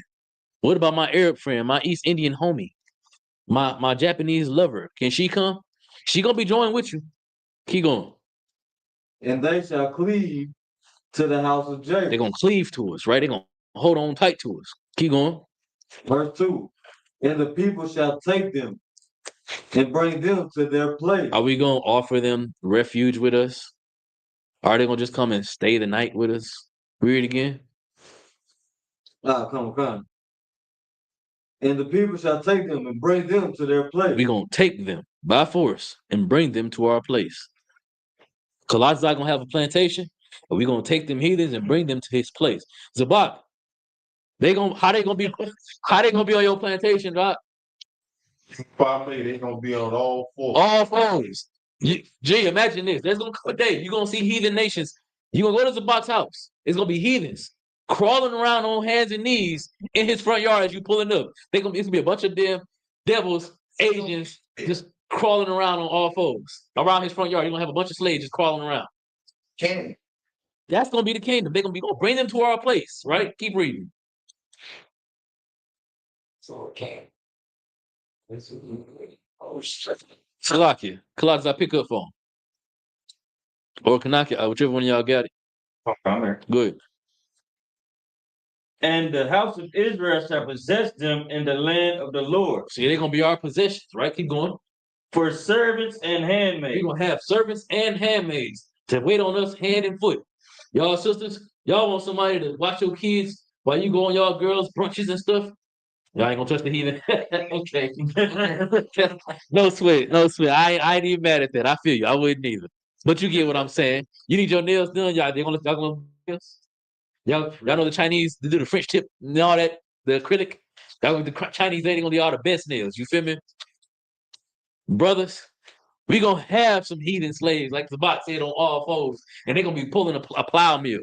We gonna make them till the earth on all fours, dragging it on all fours. Nashad said that his slaves is gonna be forced to make sunscreen for our slaves, but they can't use it. They got Mental torture. Mental torture. He said they got a what? problem. With their mouth. They have to eat the drywall. Which one of y'all had your hand up first? Good. Gotta cut grass with the duller scissors. They gonna cook. Jesus Christ. Go ahead, Kabashwan. It came to my rib. I said, we get the kingdom of heaven soon, like real soon. I'm still around. I said, I'm gonna get that body. I'm gonna have all the Justin Timberlake, Justin Bieber's in the box singing all the lyrics on my rib every morning. You feel me? The scripture say our king, we gonna have them for possession for servants and for handmaids, right? Keep reading. Come. The handmaids, right? And they shall take them captive, whose captives they were. We shall take them captives whose captives we were. Keep reading. And they shall rule over their oppressors. That's the kingdom of heaven. Right there. Jump down to Isaiah chapter 60 and verse 1. Said 60? Chapter 60 and verse 1. I'm giving you the kingdom of heaven. You know, Christ quoted Isaiah a whole lot. The reason why Christ quoted Isaiah, you want to read it? Go ahead. The reason why Christ quoted Isaiah so much is because Isaiah prophesied the kingdom. Give me 60 and verse 10, Salakia. What you talking will be Isaiah. Saying the chapter will be 50. They say verse 10 to read this verse 17. All right, so look. All right. Isaiah chapter 60, verse 10. Mm-hmm. And the son of strangers shall build up thy wall. The strangers' children, the descendants of our oppressors, will build up our walls. When we build our kingdoms, you was asking for a G about the gold brick road. If that's your heart's desire and you do righteousness, the Lord gonna give it to you. This is how it's gonna happen. This is how it's gonna happen. Keep reading. Their king shall minister unto thee. That means the kings, meaning their celebrities, the famous, the rich, all these devils whose houses we work at, they're gonna minister unto you. Keep going. For in my wrath I smite thee, but in my favor have I had mercy on thee. In his favor, he's gonna have mercy on us. In the day of the Lord, he's gonna show mercy and he's gonna give us the kingdom. Keep reading. Therefore thy gate shall be open continually. Our gates ain't never gonna close. Keep going. They shall not be shut day nor night. Mm-hmm. That men may bring unto thee forces of Gentiles. The forces of the Gentiles. What is the forces of the Gentiles? Anybody tell me what is that? Our gates ain't never gonna close, and they're gonna bring us the forces of the Gentiles. What is that? What are they bringing us? Treasure. All the treasure, all the riches, all the wealth. Go ahead. For the Gentiles. So the word Gentile, no, you good. The word Gentile it literally just means nation, right? It is specific. No, the word Gentile means nation, right? So the Elamites are a nation, the Israelites are a nation. Keep going. Go ahead. All right, so I've heard the Gentiles mentioned a lot growing up, reading, you know what I'm saying, reading the Bible, going to church. Mhm. So, you know what I'm saying, I just fight, for lack of a better way to articulate my understanding, is like Sodom and Gomorrah, excuse me, I'm sorry. So like, all right, they like the same type of nation as Sodom and Gomorrah, or is it like All nations on the earth. All nations on the earth are Gentiles. The word Gentile is a English transliteration of the word goy. That's what the modern Jews would say, goy. or Gawayim in the Hebrew. It just means nation. Literally, it just means nation. Any nation can be a Gentile. Israelites can be Gentiles. Heathens can be Gentiles. Because the word Gentile just means nation. That's it. It doesn't mean nothing more than that. It just means nation. All right? All right, fair enough. In this context, we're reading about how the gates of the kingdom of heaven are going to be continually open, and the Gentiles will bring their riches, their forces to the children of Israel. That's how we know who these Gentiles are. These Gentiles are everybody who's not Israel, right? Drop that, go to 61, chapter 61. No, we can drop that. We can drop that. Let's go over what hell is real quick and we get out of here. Right, it's 6:30. Let's go to Matthew chapter 10 and verse 28. Right? I've already established to y'all that heaven is a place on earth. It's going to be a place on earth. It's going to be rulership. It's going to be glorious. We're going to have peace. Right? Y'all sisters going to want the baddest weave. Y'all going to be able to get it. Human hair. Y'all going to be fighting the Elamites and cutting their stuff right off their heads. That's a lot. You feel me? Like you said, Matthew chapter 16 and 28. God. Yeah, come on. Good. This is the book of Matthew. Like it. 10 and 28. I got it. Good. The book of Matthew, chapter 10, verse 28. And fear not them which kill the body, but are not able to kill the soul. Don't be afraid of anybody who can kill the body, but they can't kill the soul, right? Keep reading. But rather fear him which is able to destroy both soul and body in hell. Now, it just said, don't fear the people who can, the ones who can destroy your body, but can't destroy your soul. Meaning your oppressor out there outside, the nigga on the corner, the jump out boys, whoever. Don't fear them. But definitely fear him who is able to destroy the body and the soul in hell. Where is the place that the body and the soul exist on the same plane? So like, read that one time. Where is the place that the body and the soul exist on the same plane? On earth. So when it says, it says fear him who can destroy the body and the soul in hell. We are establishing right there that hell is here on earth. That's the only place your body and your soul exist on the same plane. Because when you die on earth, your body go to the dust and your spirit go back up to the Most High. But on earth, your body and your soul exist together on earth. Go ahead. How can a nigga essentially destroy your soul? He can't. And your body. The Most High can, but people can't. But your soul and your body can be afflicted where? Here on earth. All right. So I'm sorry. I just need a better example of what this affliction look like. So poverty. We getting shot by the police driving down the street. That's just a body wound, right? That's your body and your soul being afflicted. When they get behind you, that feeling you get in your gut, that's spiritual. That fear that sits in, that's spiritual. They can only kill your physical body. They can't kill your spirit. But that affliction that your spirit is feeling is happening here on earth. It don't happen when you go to heaven because there ain't no police behind you. Ain't while you in the car waiting to pull you over and shoot you. You know what I'm saying? Need another example? Well, I mean, all right. So based off of South Park episode, you know what I'm saying? I ain't rolling up in the heaven, jacking the Mexicans up. So we're not getting into that. We're not getting into that. Go ahead. I got a precept. Give me a precept. The book of Psalms, chapter 18 and verse 4, and I'm gonna read it to 5. Go ahead. The sorrows of death compassed me, and the floods of ungodly men made me afraid. The sorrows of hell compassed me about. The snares of death prevented me. It's David, right? Right. So David is on the run. Is he still on the run in Psalms? No, this is after he got rulership and he was lamenting. Yeah, so David is dealing with the stresses of his own life, and he's saying that he's in hell while he's living in earth. He's alive, saying that he's the stresses of hell compass him about. Read it again. Okay. The from 4 or 5. 5. The sorrows of hell compassed me about. The snares of death prevented me. That's it? That's it on 5. Yeah, you see? So he's talking about David's alive, but he's talking about he's in hell, right? So it's more proof that hell is a condition, not a place on earth. I mean, it's a condition, not a place that you die and you go to, right? Give me Ecclesiastes chapter 3 and verse 16. You read it when you got it. Say what now, bro? Ecclesiastes chapter 3 and verse 16. 3:16. Yeah. Got it, joint. Go ahead, read it. Ecclesiastes. Slakia, start at verse 15. Ecclesiastes chapter 3, verse 15. Mm-hmm.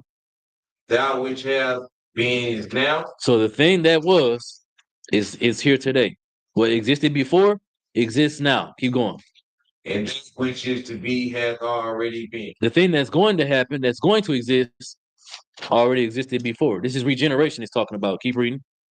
God requireth that which is past. He requires that which has passed to exist again. Your spirit, which lived in the body before, is going to live in the body in the future. Keep going. Verse 16. And moreover, I saw under the sun the place of judgment. What's the place of judgment? What is the place of judgment? What is judgment? Judgment is when you're born again. I know. No, judgment is the reward or punishment that you get from the life that you lived before. If you committed evil and wicked sins and you died a wicked death, you live by the gun, you die by the gun, right? A nigga done came and shot you and killed you.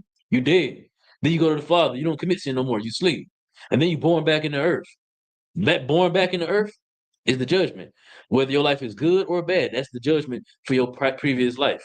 Remember, always remember the brother who was born blind. And they question, was he born blind because he sinned? How could he sin in the womb? He can't. It's not possible. So he had to have sinned before he was born in his previous life, right? So it's judgment, right? Keep reading. Start over in verse 16. 3:16. All right. Moreover, I saw under sun place of judgment, and the wickedness was there, Mm-hmm. and the place of righteousness, that iniquity was there. So under the sun, in that one place, that one place under the sun, he said, I saw that righteousness was there and wickedness was there. Literally, he's telling you, I saw heaven and hell both under the sun. What's under the sun? The earth. So heaven and hell are both conditions on earth, right? So I got one more for y'all. Let me see. We got time. I know y'all ready to get out of here. We'll end it with, give me Deuteronomy chapter 30 and verse 10. Is it 30 and 10? Or 30 and 15? Deuteronomy chapter 30 and verse 10. Nope. Verse 15. Give me 15. Come on, I got it. Go ahead. 30 verse 15. God, verse 30, chapter 30, verse 15. This is the book of Deuteronomy, chapter 30, verse 15. Mm-hmm. See, I have said before thee this day, life and good, and death and evil. To live means to follow the Most High, and that gives you you're working towards getting the kingdom, and the kingdom of heaven on earth is rulership, right? But if you don't, if you out here committing sin, you knowingly committing sin, you know you committing evil, and you don't turn away from it, then you're gonna face death, and you're gonna get evil. That's hell. Hell on earth. You're gonna experience it in your day to day. Good. So because you know what I'm saying, if I were to die tonight, you know what I'm saying, and even though I'm not living exactly the way I was 7 years ago, will the Lord look at my change, or will he still look at me as the same person from 7 years ago? You will get this. You didn't know the truth 7 years ago. You can't be held accountable for what you don't know. Now you know the truth. You've come to class. You've heard it. So now you're accountable, right? But let me ask you a question now. We're about to end the class. When you die, what happens? Do you go to heaven? Turn my father. What happens to what happens to your body? My body will fade away and perish. It's a long factor. And what happens to your spirit? I believe I'm gonna go back to my father, right? And then what's gonna happen after that? You know what I'm saying? My own understanding is And what you've also pointed out is that I'll come back down here. You know what I'm saying? There you go. Give him a hand. It ain't about work being done. Once you go, you go. The Lord plucks you up out of here. But So is there like to the saying of there is no afterlife. will race? Like is there not an end to this rat race that is called existence? That Like, that end is called he peace. said, you know what I'm saying? I've been here many times before. Mm-hmm. You know what I'm saying? And I don't know if you listen to Tina Marie, but if you don't listen to Tina Marie, you need to start. But like, is there no end to this regenerative? You know what I'm saying? Like, do I ever complete my mission, or is this an everlasting? Hold that question. I'm about to answer your question. Hold that. Kanaka, give me the whole duty of man. So now, sorry. Please ask. I think it's 7. I might be wrong. No. Chapter 12. Oh, go ahead, read it, Zabak, if you got it. Chapter 12 and verse, the last verse. I don't. 13. Go ahead, read it. I'm about to answer your question. If I'm trying to understand what you we're about to go to Ecclesiastes chapter 12, verse 13. I'm about to answer your question. You asked the question you asked, the brother asked. 12 and 13. Yeah. The question the brother asked is there ever an end to this cycle of regeneration and then death? No, there is no end. And this is why. Keep reading. Go ahead, read it. Whoever get it. Go ahead, Zabak. Okay. Ecclesiastes 12, verse 13. Oh, Akiwaki, y'all have it? Okay, Ecclesiastes chapter 12, verse 13.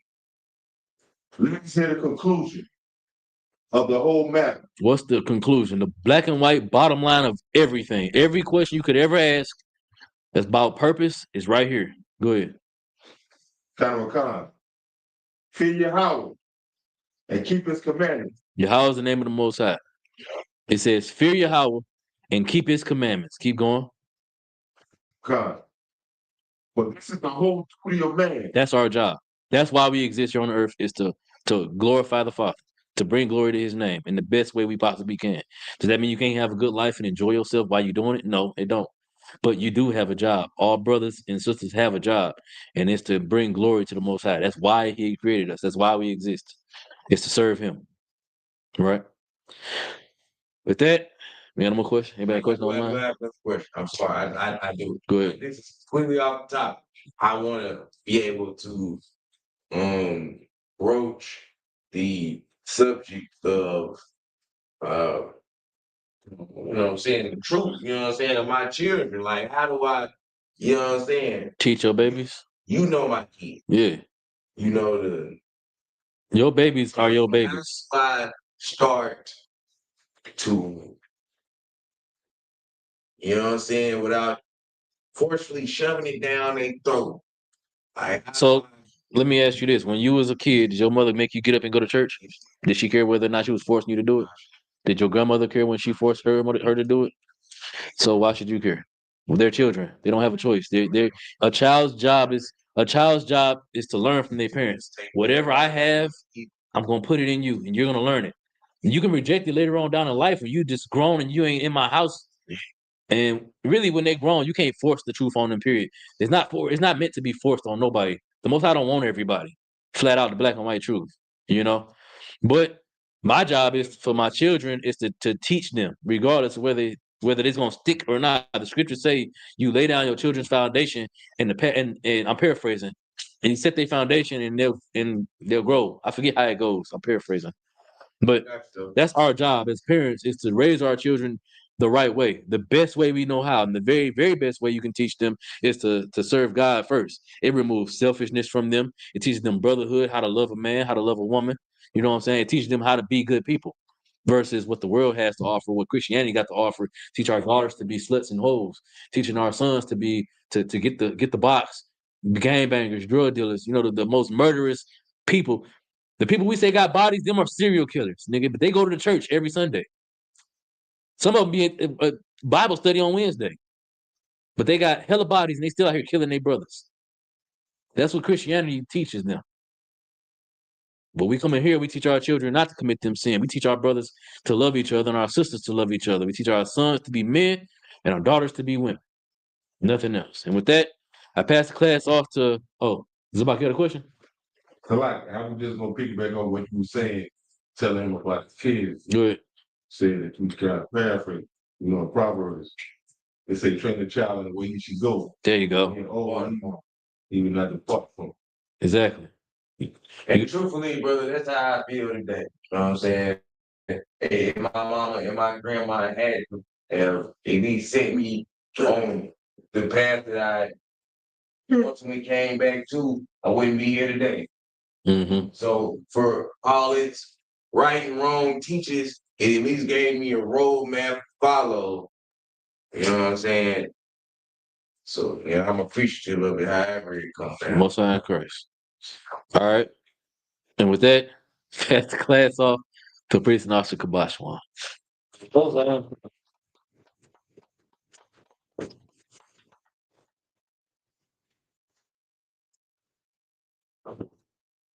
I don't know why he took the long way. He gonna come up here. I don't know why he took the long way.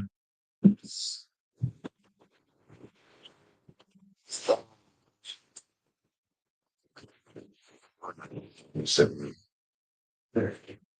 is the ISUPK security announcements.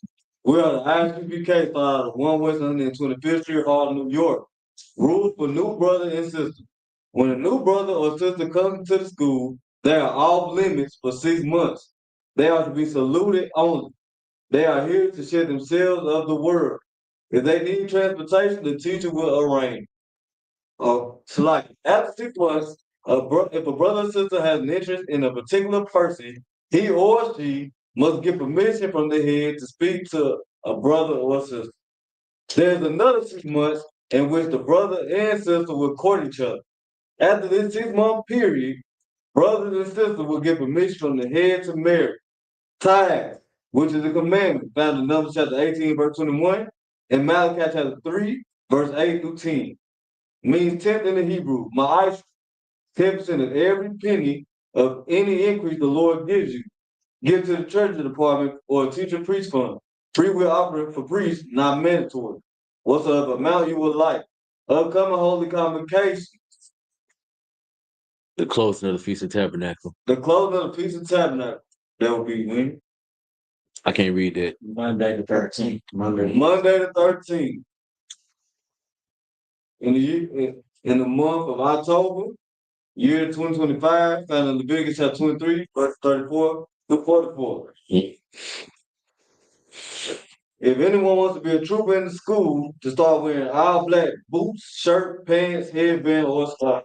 And with that, I'm in Israel, Amazon. Roger, B. Stan, G. All right, we're gonna get one person salute. Go slow. Come, Amazon Shabbat. You going? Amazon. Barak. What we just said in the Hebrew is the Most High bless you, basically. The name of Yahushua bless you. Keep going. Yajim Matah. All right, sisters. Amazon. All right, brother, we're going to turn to the sisters. So, Sharp meets her. We're going to give the sisters a one courtesy salute. All men of Israel, Ahmad Shabbat. Ahmad. Barak. Yahweh Shamar al-Thah Ba'ashim Yahushua. Yajim Matah. Sar. Dismissed.